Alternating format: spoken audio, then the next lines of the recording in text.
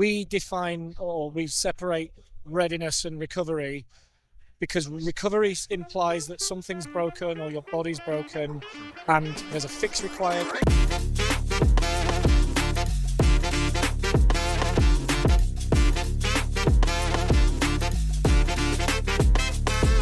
This year at PerformX, the Gym Owners Forum took their community on the road, and we actually hosted our very own networking community event right in the heart of the show. Now, the conversations that we were having on the day were with doctors, gym owners, industry experts, and suppliers, all with the ultimate goal of educating, supporting, and uplifting the industry. Now, over the weeks following PerformX, what we'll do so that you guys don't miss out is be sharing those conversations that we had with those people on the stage. So without further ado, let's jump right into it. Steve, welcome to the Gym Owners Forum stage at PerformX. Thank you very much for joining us. So the first thing I want to start off with, and I know I'm a bit of a layman when it comes to recovery and stuff, so I know you said you were going to give me short, sharp, punchy answers. That's perfect. Keep it as simple terms as possible. So I've seen the term readiness a lot in your branding over like recovery and all that jazz. I really am a layman. What does the term readiness mean? Why is there the need for that distinction? Yeah, good question, Tom, and a great one to start. So I guess at Brass Monkey and everything we do is obviously centered around cold water immersion, and that's our world. We define or we separate readiness and recovery because recovery implies that something's broken or your body's broken and there's a fix required. So there's a short-term intervention needed in order for you to get better, to fix your broken state. Whereas readiness is very much about preparing you for what's to come. So readiness sort of shifts that a little bit to make you think about, this is something that needs a bit more focus on what am I preparing for, what's coming next. And specifically then when we look further into readiness and how we recommend and lean into the use of cold water, we're talking about nervous system training. And nervous system training as the new strength training is another catchy marketing term that we'll use, and you'll see a little bit. But yeah, there's a bit more substance behind that, which we'll get into. So nervous system training. Yeah. Can you dive into a little bit more into that? What do you mean by that? Yeah. So really, how cold water, again, kind of bringing it back to cold water as the Brass Monkey ice bath guy. Cold water is a really strong stressor. So anyone that's been plunged into an ice bath, they feel that. So immediately it puts your body into that fight-flight response. So it drives a huge increase in sympathetic drive. So your sympathetic nervous system, one half of your autonomic nervous system, switches on as a protective mechanism to tell you that you're under threat. And then in parallel to that, you then get the sort of parasympathetic rebound where your body realizes I'm okay. And this is the effect it has, the acute effect on that autonomic nervous system. And that's what we describe. So we're trying to build capacity, and something that we also love to talk about is cold water immersion is building capacity for life, helping you deal with stress. And this is what we're really referring to when we talk about nervous system training. I mean, yeah, the way I understand it is essentially, I think recovery is generally seen by the masses as something you do after exercise, and it's like a passive thing that kind of happens. But I think what you're essentially saying is it's that prerequisite. It's actually like before you even start doing the exercise, it's getting ready in that. What's my readiness at today? What do I need today? Is what's programmed for me appropriate? I suppose is something that people can check on the spot. And yeah, readiness is now getting out into gym goers because of the use of that term in apps, etc. So it's very much now becoming a mainstream term. And so obviously where we're trying to tap into that with how cold water can apply into readiness is about that kind of building of capacity, making it more than just that short-term fix, and having it something that people need to be very thoughtful about and program in. It's not just immediately after your session, or it's not just after a specifically hard session. It may, in fact, where cold water is concerned, be left alone after a specifically hard session because you don't want to impact those kind of adaptations and the training stimulus. So I guess it starts with what's the outcome you're trying to create? Is it, I've got a short-term recovery window that I need to maximize for tomorrow, and that's the way kind of sports were using cold water and thinking about recovery. The shift that elite sports certainly made probably 10 years ago now is thinking of recovery more as a kind of systemic practice that's geared towards what's coming and what do I need to be prepared for. The term programming I quite like, actually, because it kind of is in line with the whole biohacking sphere. And you look at a lot of the biohackers today, and I think recovery, as you say, today it's more mainstream, but I think you look at kind of 5-10 years ago, it probably was strictly that biohacker sphere. Is there a bit of a misunderstanding in terms of, well, no, I guess it's, how do you make that a little bit more accessible? How have you contributed towards that shift into making it more mainstream as opposed to that? Yeah, so I guess we're still on that journey now, and so we're kind of committing and doubling down our efforts in terms of the scientific kind of background and evidence around what we're telling people about, what we're trying to educate people about, the use of cold water specifically. And I think the distinction then from the kind of the biohacking and kind of generally that gets perceived as something that it's happening in the moment. It's the kind of Instagrammable kind of TikTok moment where it's all about what's happening during / immediately after that, whereas what we call deliberate cold exposure done as part of a program in the same way that you would lift weights as part of a program with proper adaptation programmed in, all starting with what's the outcome I'm trying to achieve here. Again, in our case, we're trying to build capacity in the nervous system. Then you move it away from that, quick fix biohack kind of help me sleep tonight to a actual consistent practice that's going to build long-term capacity. When implementing ice baths and things like that into the gym, what is the effect on not only the member? Obviously the implication is that it's reduced stress. What's the implication on the actual gym owner? What's the effect that the recovery it has in the gym? Yeah. So I guess when a gym also kind of programs recovery in as part of their offering, as opposed to putting a piece of new equipment in the corner, which can and does happen and has happened, and we've been part of that story as well. Here again, you're not building it around outcomes, so the end result invariably is either a negative experience for the member because they've come into a facility that has recovery equipment that is literally just kit with no programming, no guidance, no culture of use around it from the owner operators. I think this is something maybe where independent gyms especially could play a really nice role, given the kind of culture they're able to create. But I guess it just comes down to that, the education, the way operators and their staff talk about recovery equipment, different modalities, and the role it can play for members and what it can deliver them, again, outcome specific. That just completes the story, and it means you get more from your investment ultimately. And then, sorry. No, you're right, go on. I'm sure I'm talking over your questions as well, which doesn't help. But That's what I got last time. the end outcome then for an operator, I guess, ultimately we're trying to steer a retention benefit. Members come for a workout and to improve their strength and to improve their cardiovascular fitness, etc.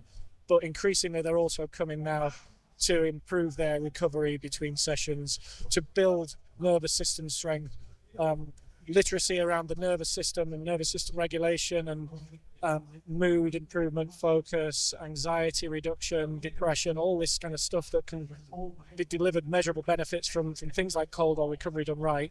Members are more literate about that, just as members are now a lot more literate on how to lift weights correctly, how to program strength training. So we see this nervous system readiness trend as something that's kind of just about happening now, and something that we think is going to be really popular and really strong. I'd be inclined to agree. I think the education side of it is, like, you go into an independent gym sometimes and you just see like a load of kids jumping in and out of an ice bath, and that education piece is probably where it's lacking. And so who does that education kind of responsibility fall upon? Obviously there is an element of both of you, but what's the kind of differentiation? How can you support gym owners and how can they then implement that in it? I think it's classic I guess we're playing catch up now because the the cat's out the bag in terms of cold plunge going into gyms. Yeah.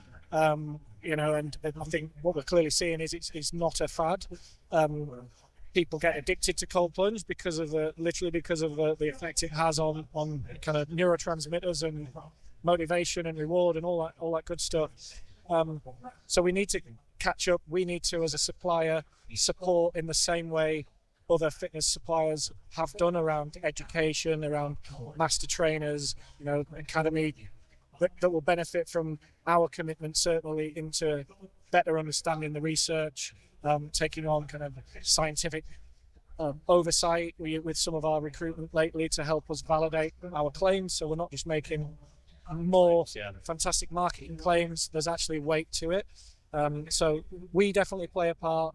I think the operators play a huge part, and they can start that process without buying equipment, just in the way they talk about recovery and readiness and the nervous system with the members. I think is there a potential?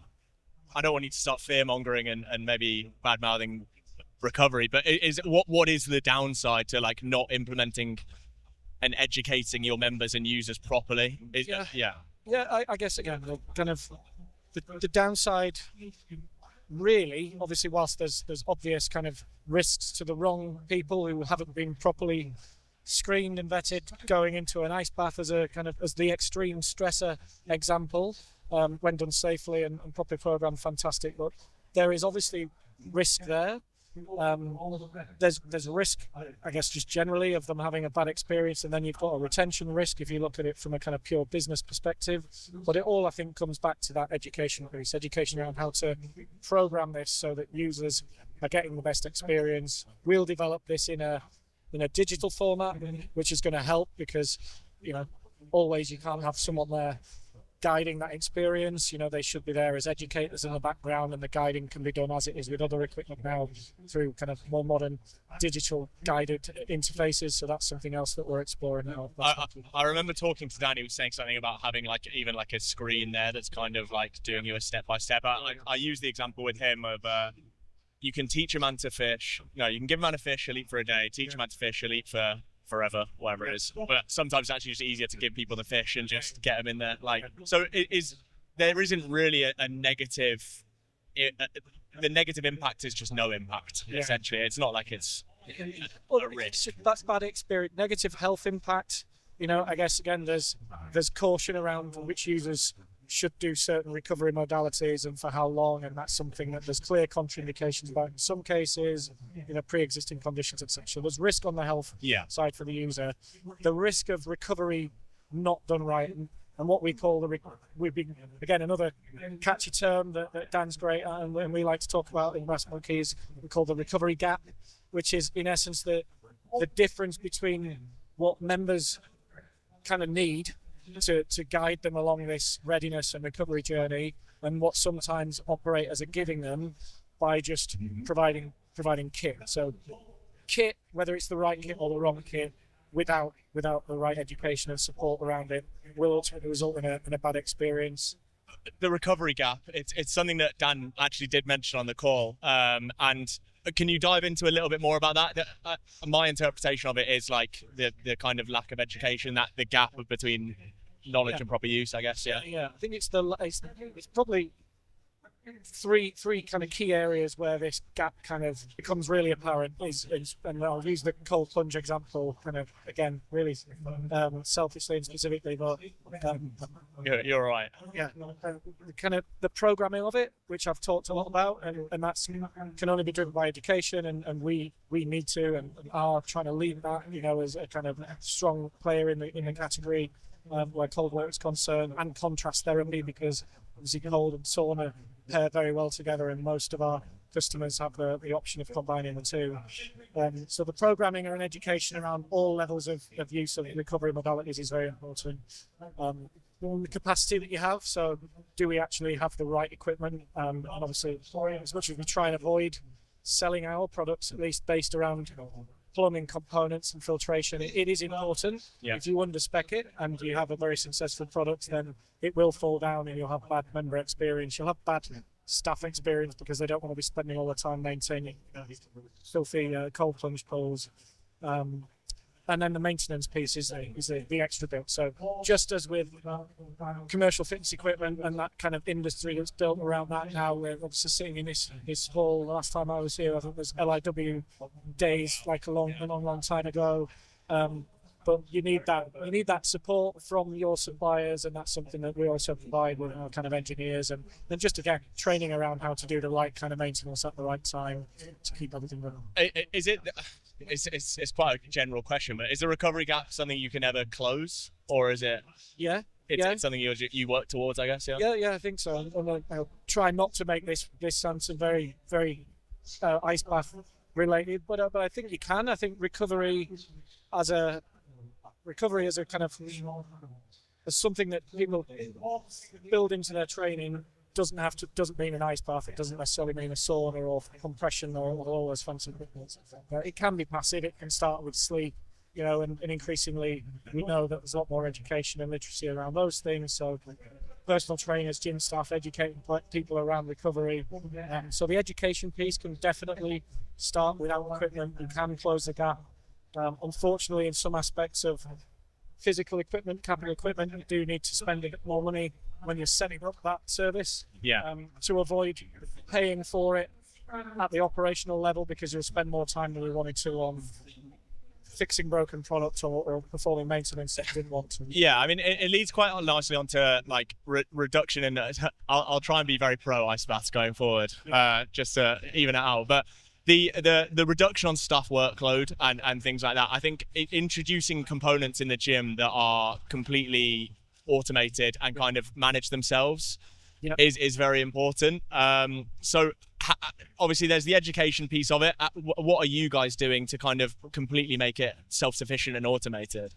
Yeah, so I mean, you touched on one thing, which is very much our kind of work in progress thing at the moment, which is that digital user guide, and that will be very much a readiness user guide. So not wholly focused around cold water immersion. One of the key things that is kind of imperative really when you're going and using an ice bath properly is the breath work that needs to accompany it and prepare you for it, and learning more about that, and so being guided through that. And these things exist. We're not inventing anything new here. Kind of breath bubbles and programs there. So that digital user guidance is something that we're working on at the moment.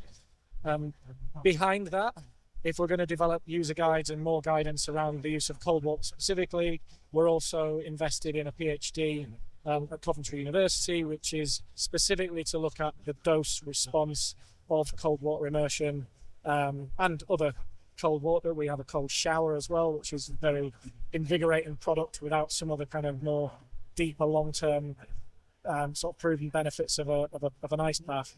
Well, that PhD is really our commitment to being able to better inform users, whether that be in conversation or through a digital guide.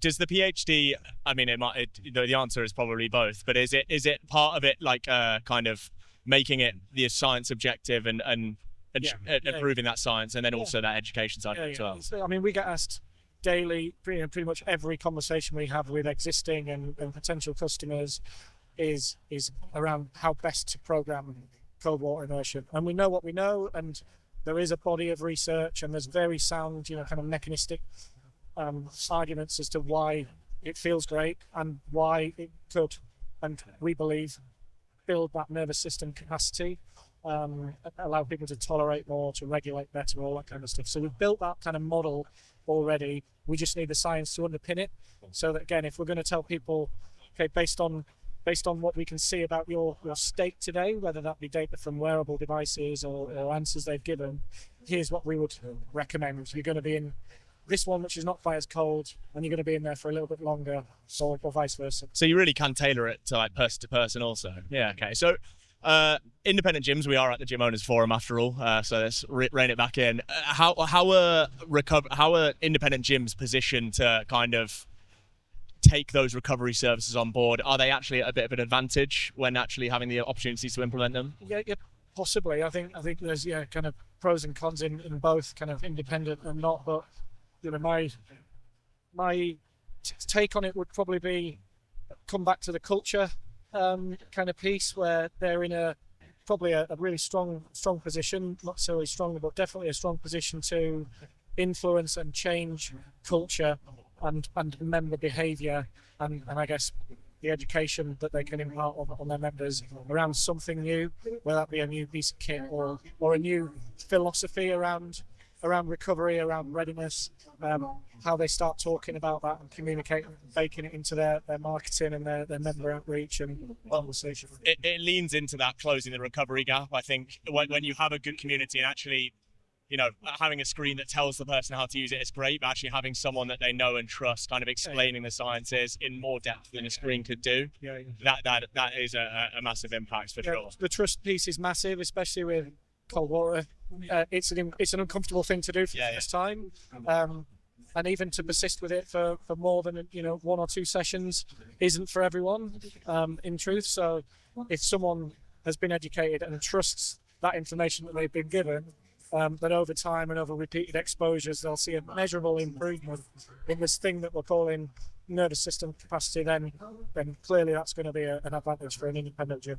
Are you able to touch a little bit more on that in terms of the effect on like member retention and how that actually makes members end up staying for longer? I mean, we know that it's highly addictive, and that in essence comes from the kind of acute effect you get even from a single session, and the kind of the reported output or outcome of that is increased alertness, better mood, that kind of focus that people have for a sustained period after they've been in cold water, and that's the kind of impact of those neurotransmitting chemicals that are then released into the bloodstream. So it's norepinephrine and dopamine, which are proven to increase significantly and be there for a long period of time, and so that's really what underpins that addictive nature of it.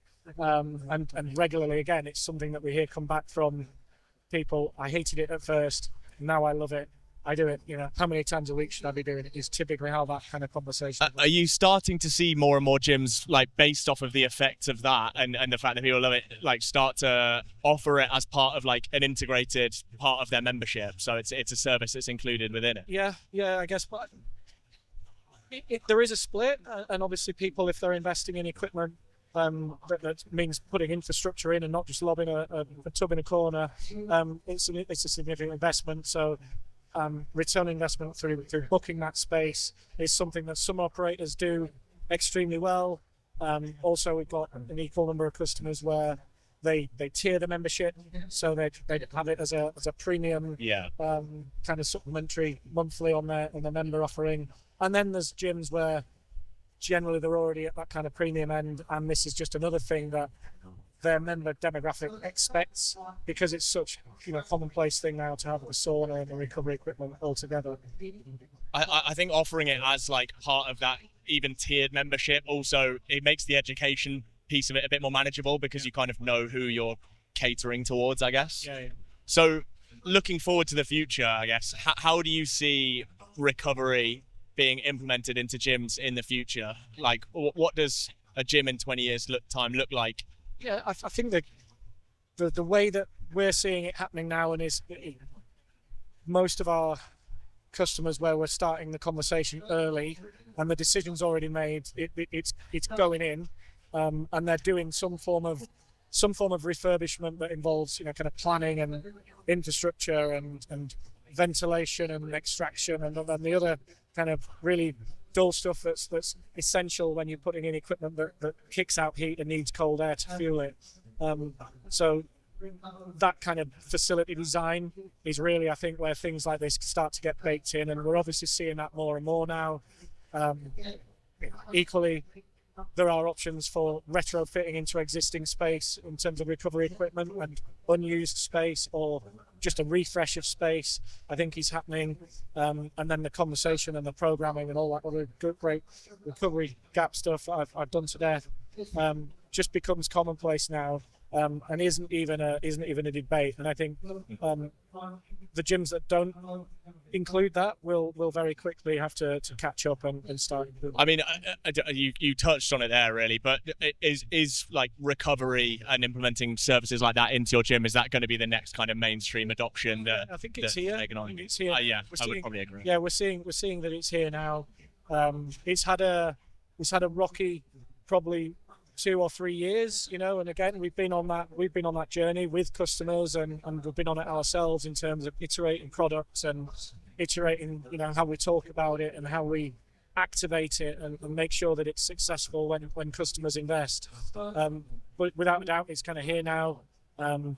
Dedicated, like take contrast therapy as a really kind of specific example, the use of sauna, hot and cold. Yeah. Dedicated social wellness and contrast therapy facilities sort of creeping into the UK, probably a little bit less than they are in other countries, but where they're starting to enter, what we're seeing is trends in actually some of the premium gyms. If they're not offering that kind of service, then members might consider downgrading their membership to a more budget friendly gym membership that's got everything they need from a traditional gym offering, and allowing themselves then the kind of spend to be able to go and invest in a recovery specific, readiness specific facility on the side. Do you think that like the biohacking sphere, I keep calling it, do you think that's maybe had a bit more of an impact on like the slow uptake of it? Do you think that's maybe negatively impacted the uptake of it in the UK? Possibly, yeah. And I think just the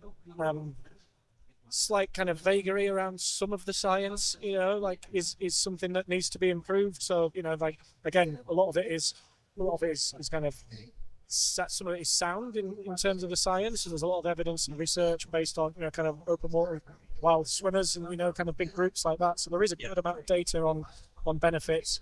I think that's been part of it.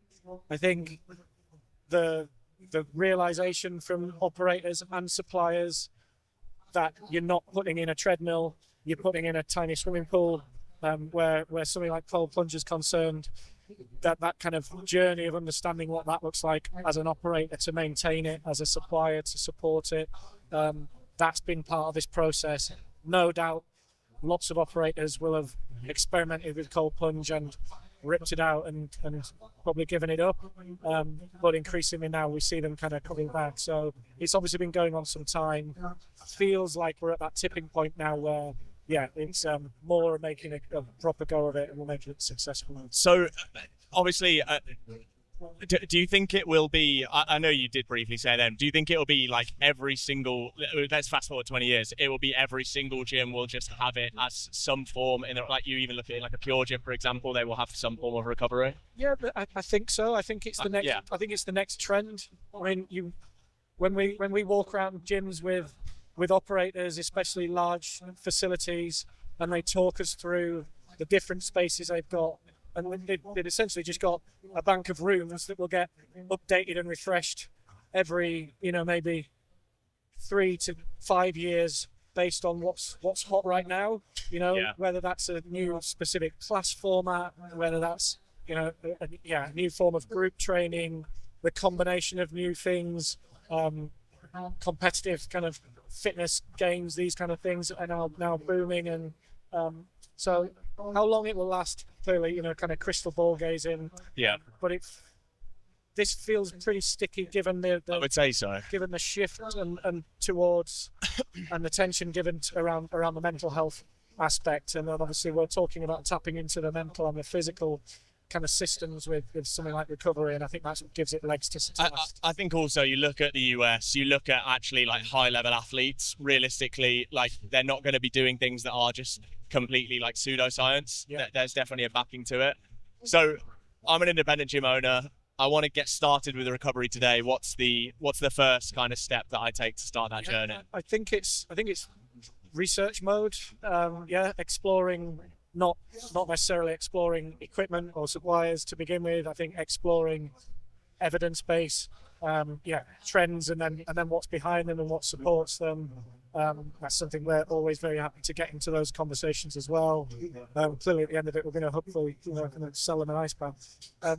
After the research phase, I guess it comes down to what's right for them, what fits their member demographic. So actually kind of taking what's kind of known and proven and what will deliver the outcomes that their members want. And from that will then lead you very kind of explicitly to what you should be implementing. And then it's go out and speak to other operators that have done it, whether that be kind of peers and people you have good relationship with, or whether it be through introductions from suppliers to all the facilities that have implemented it, whatever you kind of land on as your operator. But I think not something to be rushed into. And obviously most gym operators, they're kind of running a business that they're very kind of attached to, and they would want to do a lot of research before diving in. And obviously speak to Brass Monkey. At some point. Obviously. Yeah, no, Steve, thank you so much. That was an absolute pleasure. All the best. That is all for this episode of the Performex edition of the Gym Owners Forum podcast. I hope you enjoyed the episode. I thoroughly enjoyed all of the conversations that I had from the 2 days of the show. Would highly recommend anyone to check out Performex next year and just other industry events in the UK. If you enjoyed the episode and you want more like it, head to YouTube or anywhere you can get podcasts and look for the Gym Owners Forum podcast. If you want some more quick fire and actionable tips, head to our socials where we're posting regularly about insights and just general tools and things we find from the industry right there directly to you. And if you just want to get in touch, reach out to us, DM us, email us, go to our website, reach out, and we're always happy to have a chat and a consultation on how we can help. With that said, see you on the next episode.